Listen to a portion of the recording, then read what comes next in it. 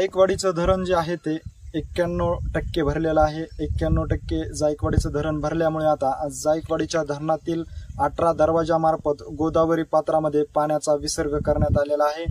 9432 cusecs इतक्या वेगाने जायकवाडीच्या धरणातून आता गोदावरी नदी पात्रामध्ये पाण्याचा विसर्ग सुरू असल्याचं आपल्याला पाहण्यास मिळत आहे।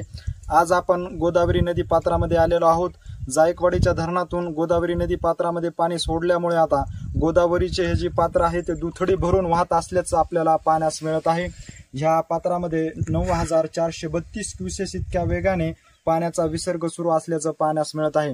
जायकवाडीच्या धरणामध्ये येणारी पाण्याची आवक जरी कमी झाली असली आणि जर ह्या पाण्याच्या आवकमध्ये जर वाढ झाली तर गोदावरी नदी पात्रामध्ये 18 दरवाजा मार्फत जो 9432 क्युसेस इतक्या वेगाने पाण्याचा विसर्ग सुरू आहे, या पाण्याच्या विसर्गामध्ये वाढ देखील करण्यात येईल असं देखील संबंधित अधिकाऱ्याकडून सांगण्यात आलेलं आहे।